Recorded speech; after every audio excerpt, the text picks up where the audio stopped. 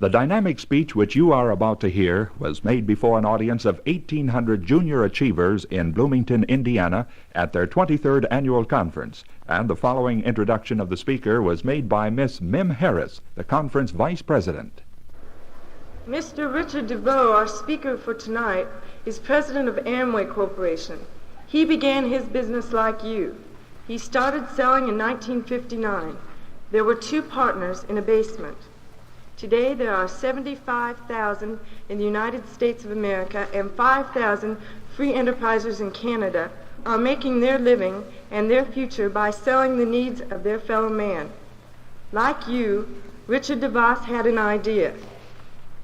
He was Grand Rapids Fund Chairman last year, topping all goals for the past 10 years. He is JA President this year in Grand Rapids. He is the kind of guy who comes back early from a vacation to boost JA. Last year, Amway's fast-growing army of 80,000 independent distributors sold $36 million worth of nearly 100 products in the United States and $2 million in Canada. Mr. DeVos has proven free enterprise is very much alive today. In the past 7 years, he showed thousands how to succeed. He came here today to tell you how you can make opportunity work for you. Here is Richard DeVos, a red-blooded achiever.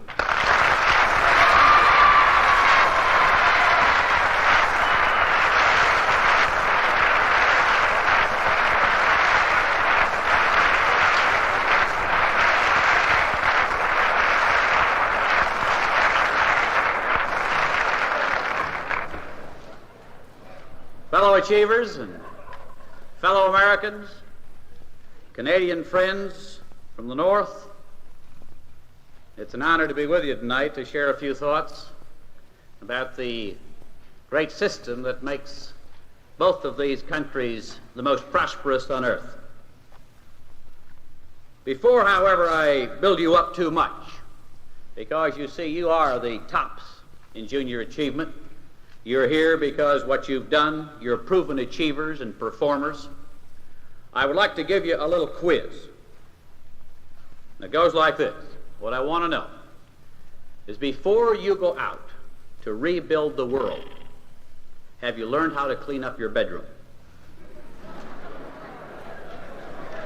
Now, is that a bad question? I don't know.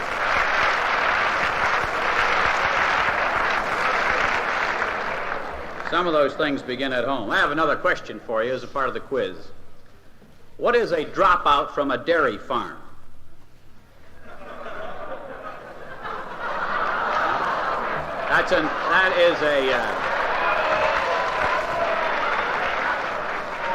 A dropout from a dairy farm is known as an utter failure.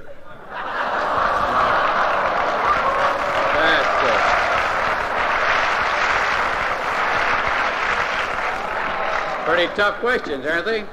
Now, you want another one? Do you know how they get water in watermelons? They plant them in the spring, friend, and you're just a little slow on that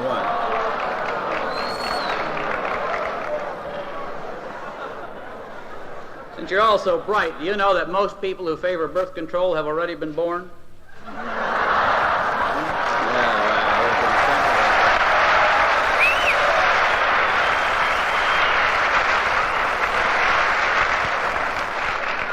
Like the girl says, is my dress too short? And the fellow says, it's either too short or you're not in it far enough. Now,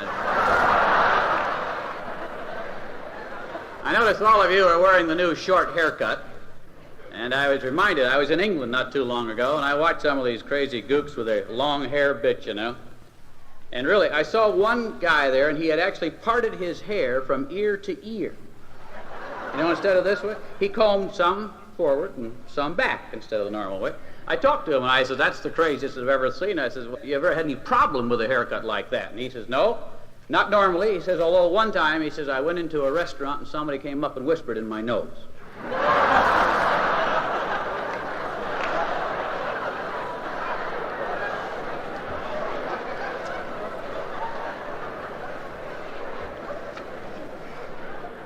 And I have another little bit here for some of you who are contemplating marriage. fellow says, I never was a self-starter. He says, but it doesn't matter. I married a crank. And so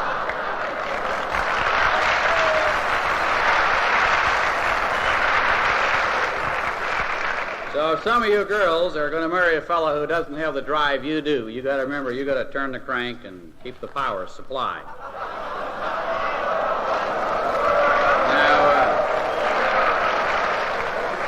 I don't know if you heard that the way I said it, but I wasn't asked here to tell you jokes. By the way, I have one more. Do you know that science has proved that a single oyster can lay up to 50,000 eggs in one day? Can you imagine what a married one could do?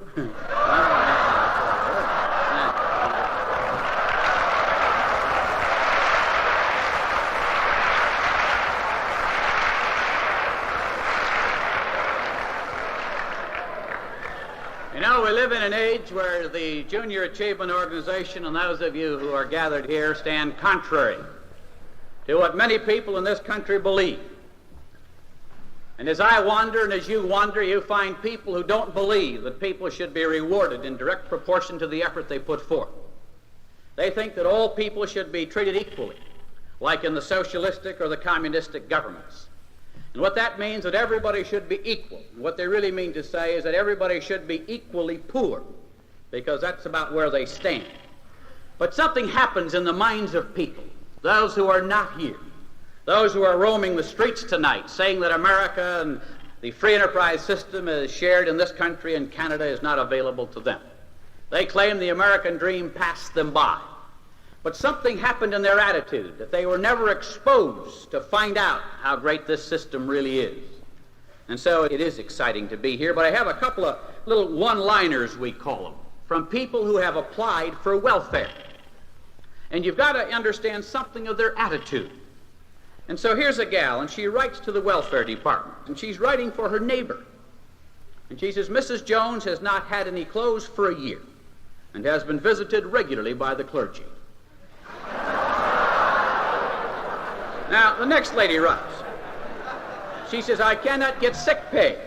I have 6 children. Can you tell why? And the next lady says, this is my 8th child. What are you going to do about it? Now, here's a state of mind which says, what are you going to do about my problem? What are you going to do to help me? Implying here that there's nothing she can do to help herself. And another lady says, unless I get my husband's money pretty soon, I will be forced to lead an immortal life. And apparently that's her only out. Another one says, you have changed my little boy to a girl. Will this make a difference? I hope so. I really do. Now this is an attitude, isn't it, on the part of people. Blaming somebody else for their plight. I appreciate the efforts of government to solve people's poverty problem, but I cannot tolerate their constant complaint that it's somebody else's problem that put them there. I believe enough in our system that I maintain anybody who wants to and is willing to put forth the effort can solve their own poverty problem. I think being poor is something many people do.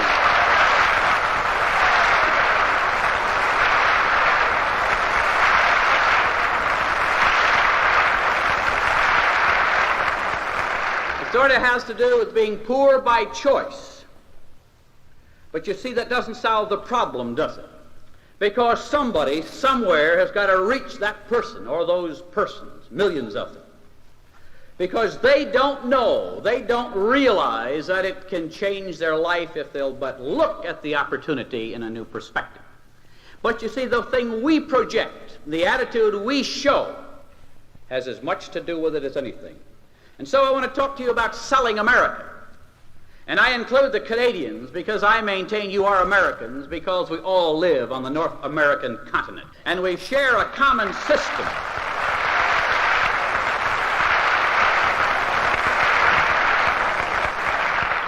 I, of course, welcome you, and I recognize you're Canadians, and that we've taken words and say we're Americans and you're Canadians, but we all work under the same concept. And that's why the border goes unguarded, and that's why we go back and forth so freely, because we have so much in common. But when I ask you to sell America, I maintain it's a part of a greater job. I want you to go out from this place to be successful. I want you to achieve. I want you to use the talents God has given so you can make a contribution. I want you to assume roles of leadership so you can take those people who don't know that the opportunities are available to them and make them see the light. And maybe all they're waiting for is a word from you. And you know, sometimes that word is so simple. It goes like this: "Hey, John, you can do it." And you know, maybe nobody's ever told him that. You better think about that. You know, my dad used to say that to me. I used to say, "Oh, I can't do this. I can't do that." And he'd say, "You say can't once more and I'll knock your block right through that wall." So somebody kept saying to me, as somebody has said to you, "You can do it. You can do it. It does pay. You can get ahead." But you see, those people never had it. Let me give you an example. In your school right now with some girl or some boy who doesn't dress quite as well as you think he ought to. But you've got your own little clique going over there in the corner, haven't you? And so this poor soul, who maybe is dressing as best they can, walks by, and somebody says, "Look at that." You don't have to say any more than that, you know. They feel a little bad anyway that they can't afford something better. But you see, in that moment, you help to destroy that person. Because you see, that little snicker might just have been the whole thing that broke that girl's heart, or that boy's heart. But a friendly word from you could have changed that whole situation. Some of you are decrying the fact that some kids in your school haven't gone on and they're dropping out. And you haven't stopped to wonder the effect you had on the reason they dropped out. You say, "You're the bright ones. You're the leaders. You can afford some slop." And what I mean is that so you skipped a day. But the problem was, when you skipped, you didn't do it alone. You said, "Come on, John, go with us for a day. We're going to this lake to go swimming. Oh, we'll skip today." Well, when you came back, it was all right. You caught up in a hurry, so you took a grade down that day. It was all right. It didn't matter to you. But you know, to John, it might have just knocked the edge off it. And then he slipped just a little behind that day, and he never quite caught up. And when the end of the semester came, he flunked the course. Not because he wasn't the greatest, because he wasn't that smart, but he was making it until you taught him a habit or took him away. He couldn't afford that day. You could, but you undermined his whole future because you taught him a bad habit that day. You see, the little things you do, folks, affect the lives of people every day. There's no escaping the impact you have on others. And certainly as the leaders in your community, you're just not one of the gang. You're one they point to, they look to. And every word of encouragement can change the lives of the others with whom you live. I gave a talk one day in a high school, and I talked about smoking, you know. And I'd made some comments about the fact that it's an interesting thing that when you're your age, it's real big shot stuff to smoke. And when you're my age, you're a big shot if you can quit. Now, that's an interesting thing. But I made some implications that I didn't approve of smoking. One young gal came up to me afterward, and she says, "I'll have you know I smoke." I said, "You're kidding." She was a high schooler. She says, "No, I do." I said, "I don't believe you." She said, I smoke." "No," I said. "You don't smoke, honey. The cigarette smokes. You're just the sucker. You got to remember that."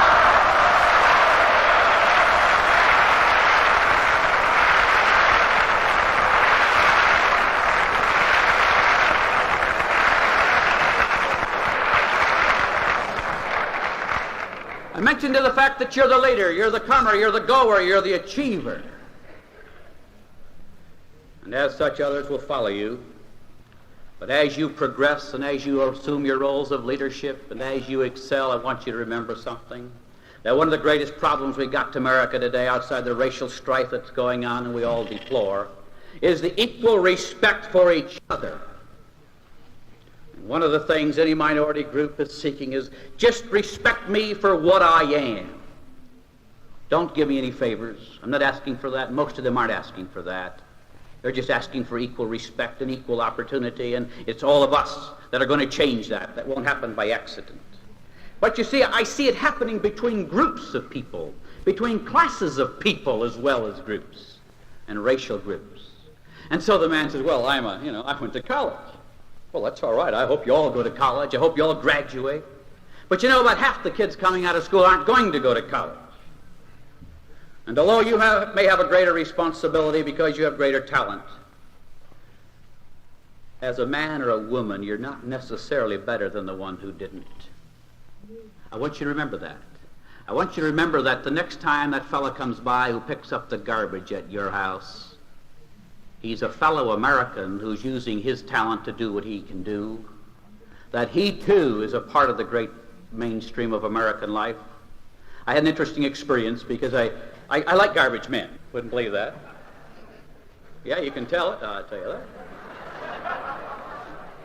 But I went out for 4 weeks in a row. This fellow comes by at 6:30 in the morning because I wanted to meet him. I said, hi, how are you this morning? Just came out to tell you I appreciate your coming. He looked at me and he says, are you just getting up or are you just coming in? Wasn't sure. I said, no, I just came out to say hello. I said, appreciate you coming by. Now, if you don't think you appreciate his coming by, you just let him skip you a couple times. And you'll find out how important he is in your life. And you know, about the fourth time I went out there, I said, I'm just come out and say hello again.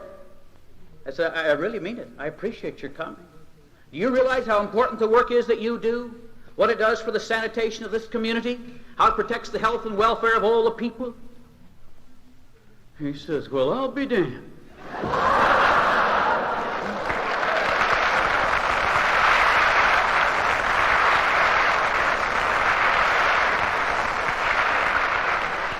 Now, I don't like to use that language, but I portray to you his attitude. He said, I've been picking up garbage for years, man. Nobody ever told me that. And I say to you, isn't it too bad that a fellow American who's doing what he's able to do has had no one tell him how important his work is? He says, you're one in a million. Well, I don't want to be one in a million. And I ask you, as you go on to positions of leadership, to join me in a crusade of respectability for all your fellow Americans. And I hope you go on to college and get a PhD or whatever it is you're seeking. But I hope you'll always remember that that doesn't make you better than the next guy. It gives you greater responsibility. I marvel at the PhD who works for us, and he's a wonderful man.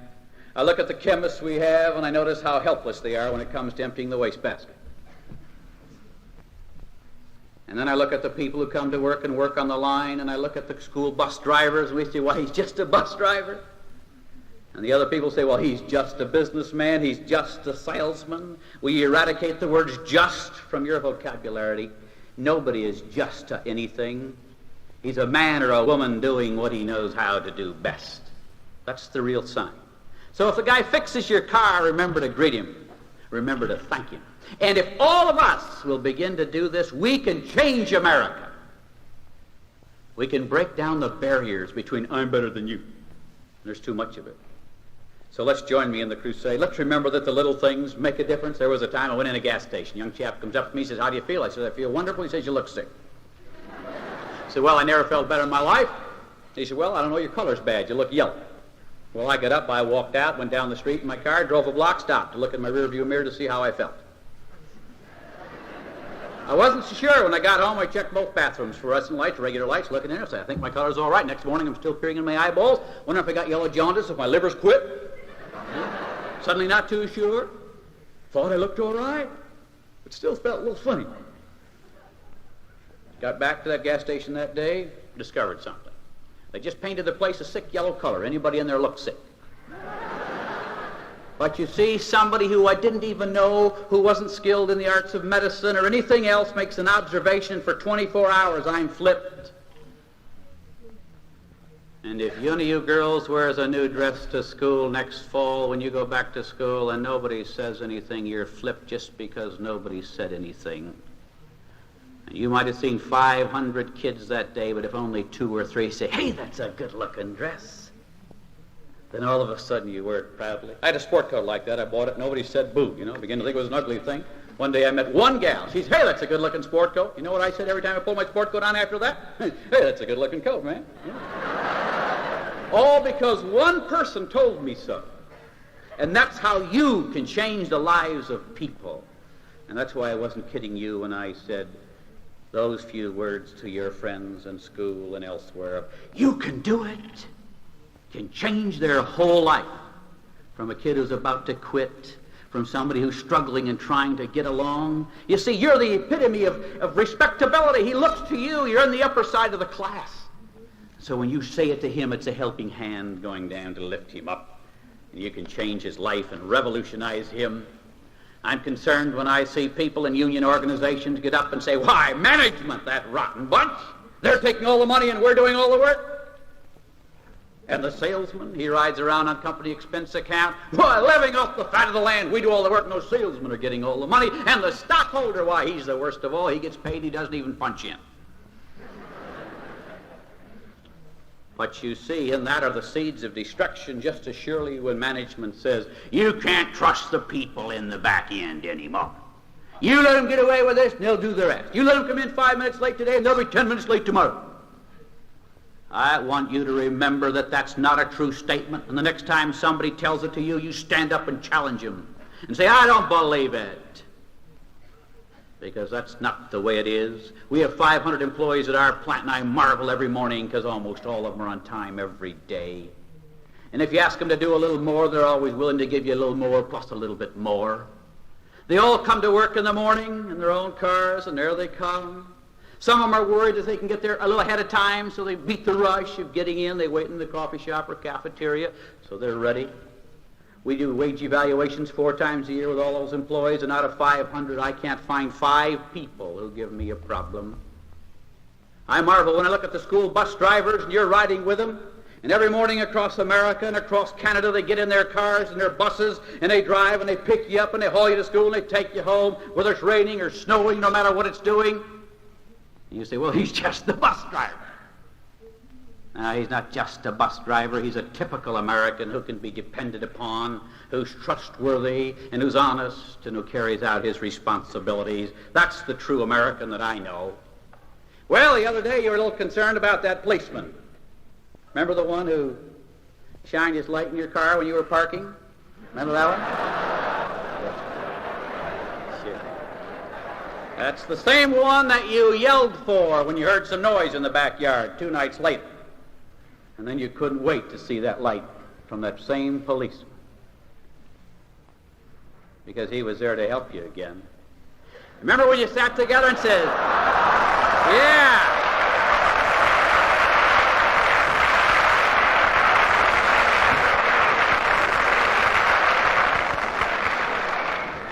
You never know what they'll get you out of, I tell you that.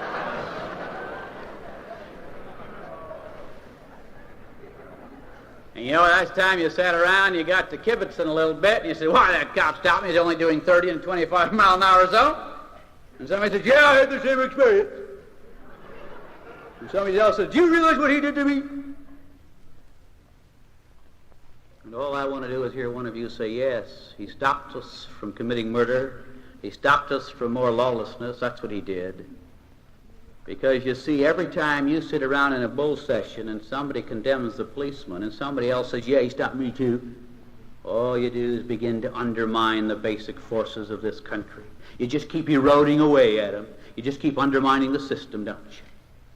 Because you join in the old pastime of running down groups of people. To the adults, I always talk to them about PTAs. You know, you sit in the PTA meeting, somebody says, "Why, do you know that teacher hit my little Johnny on the knuckles with a ruler?"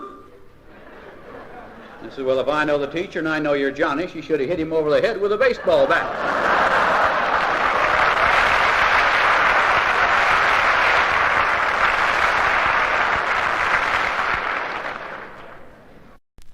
How many of you took a little time after school was out this year to write a note to your teacher and thank him?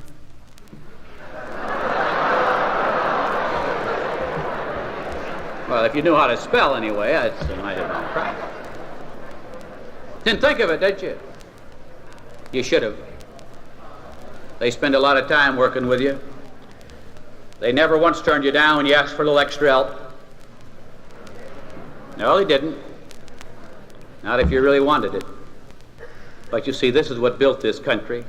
Labor didn't build it. Management didn't build it. The Republicans didn't build it. The Democrats didn't build it. Now all the people build it. Each one respecting the other one and giving them their day in court and offering them their praise and saying, thanks for the help you gave me, whether it was to the garbage man, the teacher, or the policeman. And together we build it. This is a great building we're in. Some architect designed it, some engineer put some work into it, and they should have their credits. But somebody else got down there in a hole and laid those foundations. Somebody else poured that concrete one bucketful at a time. Somebody else put those fixtures in one fixture at a time. And this is the structure that built our country. And you and I, every time we fail to recognize the part other people play in making it what it is, help to undermine it. They tell me the American people and our free enterprise system, and this is what you're going to hear, you know, especially the fact that you're a junior achiever. Why, this is a rotten society today, folks. Did you know that? That dog-eat-dog free enterprise system, why, well, that's out of date. This is the age of socialism. This is a new age where we're concerned for our fellow man. This dog-eat-dog trying to outdo the other guy and make a better product and outsell him. That's not anymore. That's what millions are saying in this country, aren't they? But you see, what disproves all that is that despite this so-called selfish attitude we're supposed to have, last year the American people reached in their pockets and gave $10 billion away to help somebody else, through their United Community Funds or whatever else they happen to believe in, to support it, and to their churches.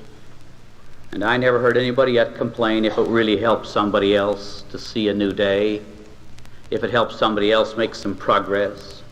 No, you see, the average American that I know is concerned for the welfare of his fellow Americans. And he works towards that end, and he gives to the causes that will help them. And so the next time somebody tells you our system is not conscious of the welfare of others, then you remind them that it's more conscious of it than any other group of people on earth. I don't find any Red Cross or United Community Fund campaigns going on behind the Iron Curtain these days. I don't see them enjoying the things we have, and neither do you. Don't tell me our system's out of date. It was never more in date. When they talk to you about the great things of this land, I couldn't help but think the other night when I was in Los Angeles waiting for a flight back to Chicago, I watched people coming in and going, they're coming in from Hawaii. I like to watch the flights from Hawaii because those are always champagne flights, and the people sort of roll in off the ramp when they come in off those deals. But, there wasn't a policeman around saying, hey, Mac, where are you going? He said, I'm going to Honolulu. Well, he says, who says you can go? He says, I says I can go. That's all you have to have. I said I wanted to go. And so you go. It's not that way in most parts of the world. And today, the O'Hare Airport in Chicago, which is about 4 years old, is out of capacity, and we're opening up the old Midway Airport. They talk a great deal about 5 years ago when the first jet started to travel. You know what the problem was? They were worried about filling all the seats. And the problem today, they can't get the airplanes in the air fast enough. All of the plane manufacturers are 2 years behind. A couple of our pilots were talking the other day about executive aircraft, and they were telling me that if we wanted to buy a new jet airplane today, it would take us 2 years before we could get delivery on the models that we're seeking. This is the rewards of our system. Look at the highways, look at the factories. People told us you could never start a business of your own, but we started one in our basement 7 years ago. I don't want to give a commercial, but you see, there's people who ride by our plant in Ada, Michigan every day. You know what they say? You can't start a business anymore today. Why, the red tape and the government interference and all the problems of labor and management, you just can't do it. Well, we did it. And we sold free enterprise. It's in our name. Our name says Amway. That's the American way. And we built it in because we believed then, and we believe more so now, that the average person in this country would far rather put forth some extra effort to get ahead than to sit home and wait for somebody from the government to hand them a handout. And we've proven it.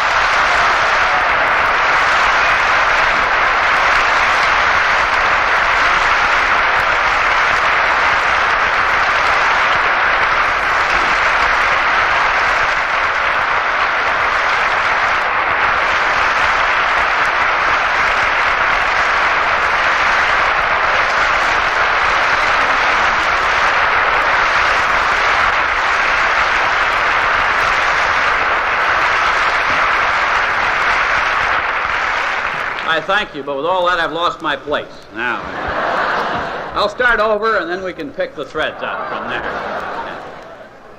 You see, it's not what we've done, but we believed in people. And so today there's 80,000 people in Canada and the United States who sell our products. And all they've said is, give me a chance to get ahead and I'll do it. And they join us by the thousands every month. And so for those people who you will meet and who will be telling you that opportunity doesn't exist, I want you to stand up and say, I don't believe it. Because I happen to know that opportunity is greater today in this country than ever. And believe me, friends, there's more opportunity in business than any or all of you will ever be able to take advantage of. The challenges in industry are great. I keep reading about the fact that the kids in college today go into the social field. You know, they want to work for the welfare of others. Well, if you got any guts, you'll get in business. Because we provide more welfare than anybody else. We provide employment for 72 million people. That's what we do.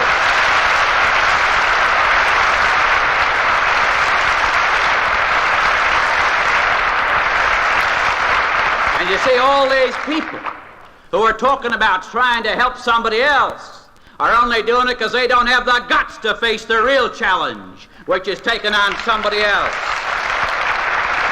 And so they run around paying patty cake and say, well, I'll hold your hand, I'll help you. Help you nothing, give him a job. That's what'll help him the most.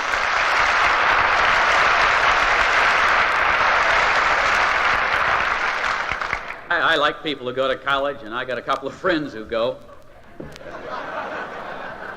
I'm all for it, but I get tired of these boys and their two-bit theories sitting over there, always telling me how important it is to help people, you know, and telling these kids it's all just the love of somebody else. Well, you better love them or you won't help them.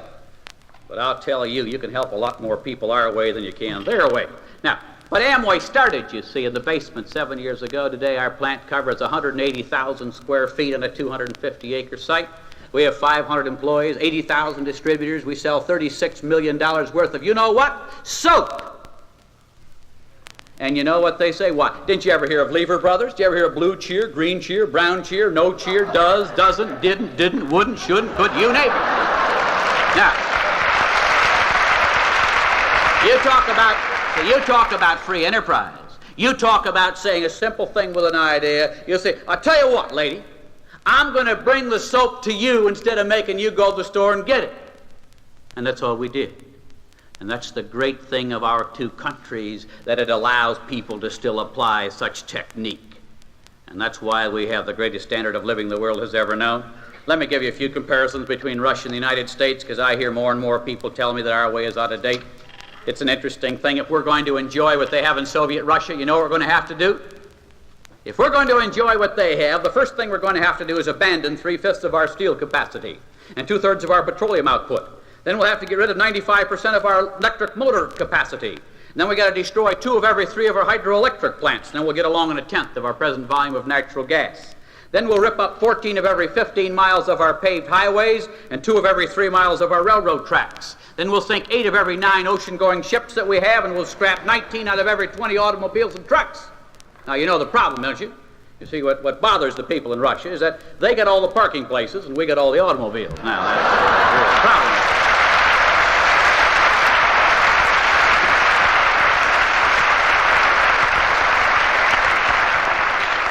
Now, the next thing we're going to do is we're going to cut our living standard by 3/4. We're going to destroy 40 million television sets. Wouldn't that be wonderful? Huh?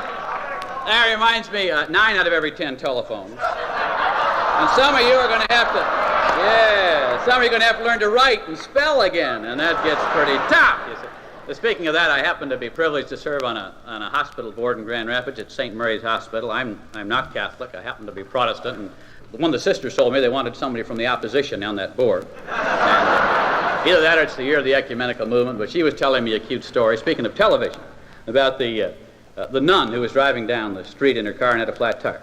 And this truck driver came along and stopped and offered her assistance and changed the tire for her. And she said, I'd like to pay you. And he says, no, I don't want any money. She said, please let me pay. He says, no. He says, any friend of Batman's a friend of mine.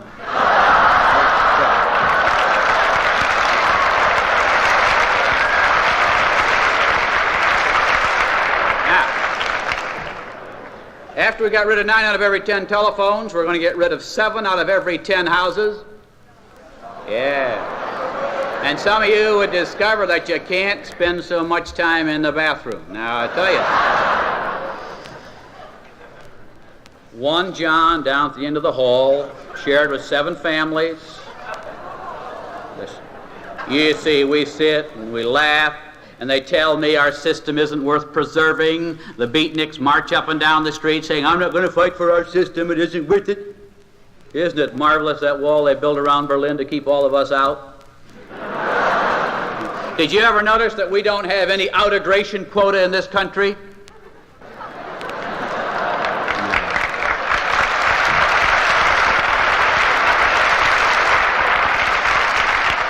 Anybody is free to leave, but they don't want to.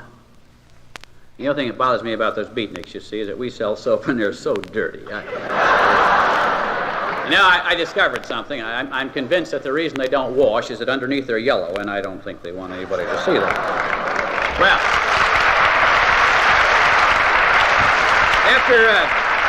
after we get rid of those houses and telephones, then to keep up with them, we'll put 60 million people back on the farm. On the farm, to try and grow enough food. Most of you wouldn't be wondering about what you're going to do when you get out of school. That would have already been predetermined by the government, and most of you would already be back on the farm, and they still can't raise enough food to feed their own people.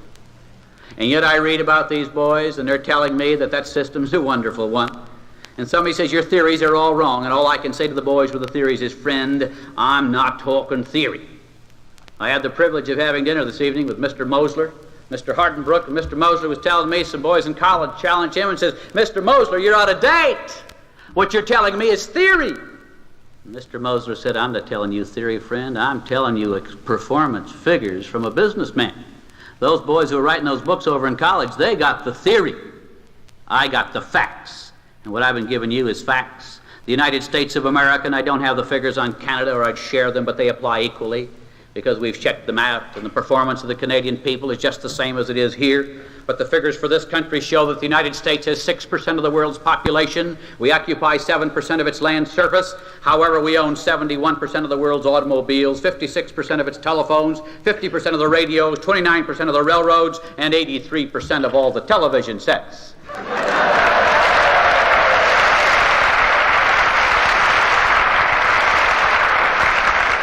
Why, when I was young, we used to neck in the dark. Now, I'll tell you that. You might like to know that the people of the United States own 90% of the world's bathtubs, too. It's just... This country produces 59% of the world's steel, 46% of its electric power, 50% of the oil, 56% of the corn, 42% of the cotton, 33% of the coal, 31% of the copper, 38% of the iron, and 44% of all the manufactured goods in the world is made by 6%.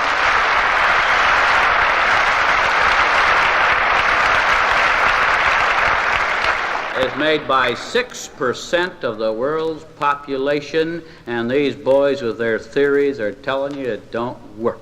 Well, young friends, it's up to those of us who know better to stand up and challenge those. Well, I can't think of a favorable word at the moment.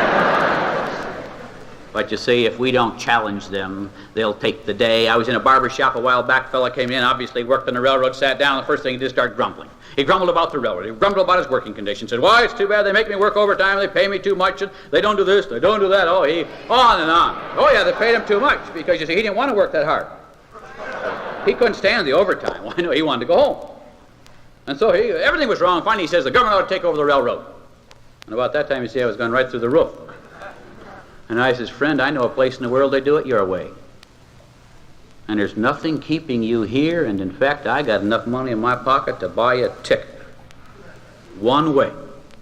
And you can go. Because you don't have to stay here and do it our way. But he got kind of mad, and he left, and I left. But you see, that wasn't the clue. What I'm trying to say to you is this, that every time he comes in the barber shop now, he does it differently. See, before this, always when he came in, he grumbled about how rotten our society was and our system was. But now they tell me when he comes in, he sits down and he looks around. He's afraid I might be there again. But the core of this, and the problem is this, that he'd been coming to that barber shop for years and nobody challenged him. You see, he kept downgrading America every time he came in, and he got away with it. And if you say something long enough, pretty soon you begin to believe it, and pretty soon you think everybody believes it. And pretty soon you've dug your own grave, only because a few of us didn't stand up and say, "Hey, Mac, it's not that way. Let me tell you about how great it is in America. Let me tell you how great it is to be a Canadian." Until we start to do that, we too will contribute to our own demise.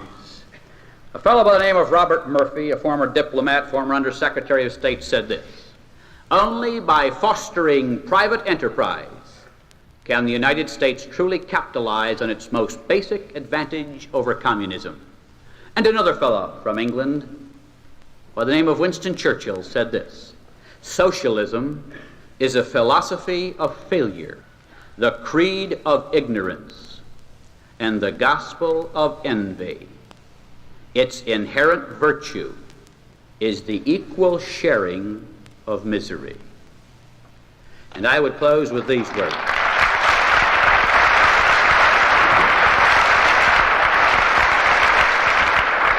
To me, the strength of our system doesn't necessarily lie in the free enterprise system, but it lies in the fact that we have always had mutual respect for each other, and we will be no greater than that respect. And at the bottom of that respect lies a faith that most of us believe that we are placed on this earth by God with a responsibility to use the talents we have been given. And certainly the prayer that we had at the opening of this session said the same, that this is our real responsibility today. You know, when this country was founded and the Pilgrims came here, they had a Thanksgiving Day and they gave thanks. And they pioneered and they went forth and they used their talents. I find today in Washington an effort to get rid of the words "in God we trust" on our money. And in my opinion, when they get rid of the words, you better get ready to throw the money away, because it won't be worth anything either. And I happen to believe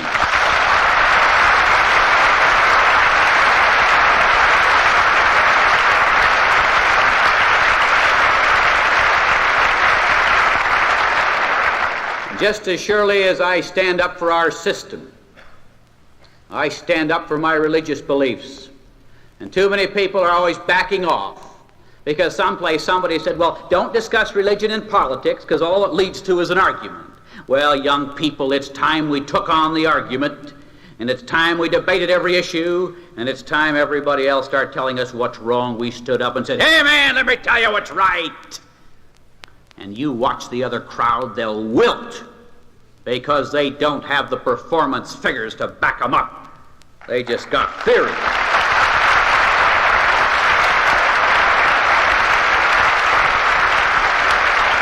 And when somebody tells me our system's out of date, I ask them how many people from the free world were shot climbing into Berlin on the other side. And I asked how many tunnels were dug from this side, and what's happened is that the rest of the world is in one big prison camp trying to escape to the freedoms that we enjoy.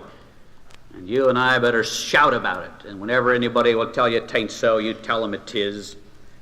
We believe, and have always believed in this country, that man was created in the image of God, that he was given talents and responsibilities and was instructed to use them to make this world a better place in which to live. And you see, this is the really great thing of America. And this is where it contrasts with everything that Russia and other godless societies are attempting to do. Because you see, at heart, we believe that man was created and that in him is a living spirit, that he's not just a bunch of dirt and clay put together for a few years until we bury him, but that he has greater depth and greater responsibility than that. And that's why we respect each other. That's why we care for each other. And that's why we must stand together and give thanks for the things we enjoy. And so I'm asking you to sell America along with whatever business or profession you go into. I want to remind you of your position of responsibility as a leader, because that you are. You've proven it by coming here. But remember to extend that greeting and that friendly hand to all your fellow Americans and your fellow Canadians, because they too were created in the image of God.